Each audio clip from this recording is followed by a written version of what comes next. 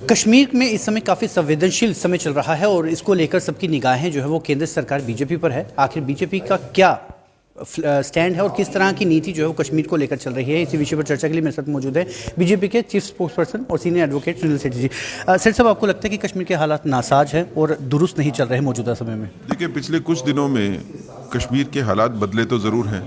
अगर मैं इस बात को नहीं मानूंगा तो मैं शायद सच्चाई से जो है वो अनदेखी करूंगा। कश्मीर अगर कुछ हफ्ते पहले की बात करें तो ऑलमोस्ट नॉर्मलसी थी।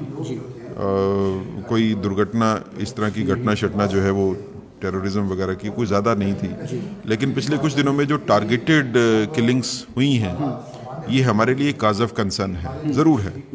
और ये टारगेटेड किलिंग अगर माइनॉरिटी कम्युनिटी की होती हैं, मतलब सिख समाज की होती हैं, महिलाओं की होती हैं, ओबीसी की होती हैं, शेड्यूल कास्ट की होती हैं, कश्मीरी पंडित समाज की होती हैं, तो फिर हमारे को सोचना पड़ेगा कि ये टारगेटेड किलिंग क्यों हो रही है, और वो चिंता का विषय है। ये जो एक नई वेव क्रिएट करने की कोशिश है टेररिज्म की, जो कि मिनॉरिटीज़ को टारगेट कर रही है, ये एक एफर्ट है पाकिस्तान स्पॉन्सर्ड टेररिज्म की कि कश्मीर में एक बार दोबारा वैसी 1990 जैसी जो है वो माइग्रेशन करवाई जाए, एक एथनिक क्लिनजिंग करवाई जाए, और कश्मीर में एक मज़हब विशेष जो है सिर्फ वही रह सकता है, बाकी नहीं रह सकते। ये कोशिश ये भी है कि आर्टिकल 370 और 35 से जाने के बाद जो एक बड़ी एफर्ट थी कि जिसमें हिंदुस्तान का कोई भी नागरिक आके जम्मू कश्मीर में बस सकता है, काम कर सकता है, इंडस्ट्री लगा सकता है, इन्वेस्टमेंट ला सकता है, उसको रोकने की कोशिश भी है। और तीसरा, हम ये समझते हैं कि ये कोशिश ये भी है कि वो फोर्सेस जो कि डेमोक्रेसी नहीं चाहती जम्मू कश्मीर में आए, जो चाहते हैं कि इलेक्शन जम्मू कश्मीर में ना हो या डेफर हो जाए, वो भी डायरेक्टली और इनडायरेक्टली इन्वॉल्व हैं इस एस्केलेटेड वायलेंस में। लेकिन हमारे लिए चिंता का विषय ये है कि जो मेन स्ट्रीम पॉलिटिकल पार्टीज अपने को कहती है वो कहाँ हैं, चाहे वो नेशनल कॉन्फ्रेंस हो, पीडीपी हो, कांग्रेस हो या बाकी कोई दल हो, ये कहाँ हैं? जब माइनॉरिटीज़ के ऊपर हमला हो रहा है, जब सिख समुदाय पे होता है, कश्मीरी पंडित समुदाय पे होता है, बाकी समाज पे हमला होता है कश्मीर में, तो ये लोग सिर्फ चुप करके बैठ जाते हैं, या खाली लिप सर्विस करने के लिए जो है एक लीडर जो है वो चला जाता है कहीं पे, तो जहाँ पे डेथ हुई है वहाँ जाके कुछ थोड़ा सी सांत्वना दे देता है। ये सांत्वना जो है, क्या ये काफ़ी है? आप लोग खड़े क्यों नहीं हो रहे हो? क्यों मिलिटेंसी और टेररिज्म के खिलाफ जो है वो खड़े नहीं हो रहे राजनीतिक दल?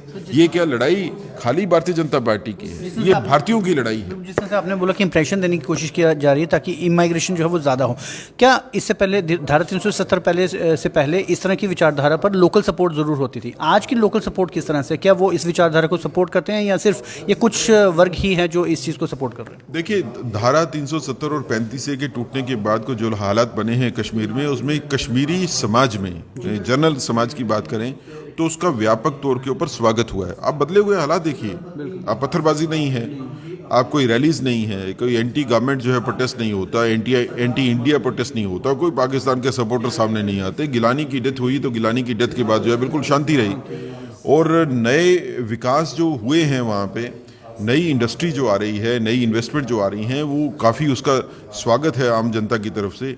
टूरिस्ट जो है सीज़न जो है पीक पे है इस टाइम पे, कोई होटल्स में आपको कमरे नहीं मिलते, तो कुल मिला के आम जनता जो है वो बदले हुए हालात में खुश है। ये जनता की सपोर्ट नहीं है, ये कुछ इक्का दुक्का लोग जो टेररिस्ट ऑर्गेनाइजेशंस वाले हैं, ये इसको शांति को भंग करने की कोशिश कर रहे हैं, और टेररिज्म का भी स्वरूप बदला है। अब अगर टेररिस्ट मारने के लिए आता है तो वो पहले भागने की अपने लिए तैयारी करके रखता है। अब वो कोई टेररिस्ट वैसा नहीं है कि कोई फिदाइन अटैक होगा या कुछ मरने के लिए आएंगे, ये कोई वैसा नहीं है। ये निहत्थे लोगों को अटैक करना, निहत्थे लोगों को मारना और मार के भाग जाना, ये टेररिज्म का नया रूप है। डरे हुए टेररिस्ट हैं, इन डरे हुए टेररिस्ट को मारना जो है वो इतना मुश्किल नहीं होगा। गवर्नमेंट सजग है, कल से जैसे कार्रवाई तेज़ हुई है, आने वाले दिनों में जो है इन टेररिस्ट जो है जो कश्मीर में जो नई फसल उगाना चाहते हैं टेररिज्म की, इन सभी को खत्म किया। लास्ट क्वेश्चन है कि कुछ प्रयास किया गया था, शुरुआत की गई थी ताकि कश्मीरी पंडित फैमिली जो वो वापस जा सके, कानून भी लाने की कोशिश की जा रही है। इस तरह की जो घटनाएं चल रही हैं, आपको लग रहा है कि वो पीस प्रोसेस फिर से हैम्पर हो सकता है? देखिए, मुझे नहीं लगता है। मुझे लगता है कि गवर्नमेंट को अपनी एफर्ट्स जो है वो 2 गुना नहीं 10 गुना ज़्यादा बढ़ानी चाहिए, ताकि ज़्यादा से ज़्यादा लोग जो है वो वापस जाएं कश्मीर में। इस तरह की जो मिलिटेंट्स, जो टेररिस्ट की एफर्ट है कि एथनिक क्लिनजिंग की एफर्ट जो है जो कर रहे हैं कि मिनॉरिटीज़ जो हैं वो मूव कर जाएं, कश्मीर से माइग्रेट हो जाएं, इसका जवाब एक ही है कि ज़्यादा से ज़्यादा लोग जो है वो कश्मीर में जाएं।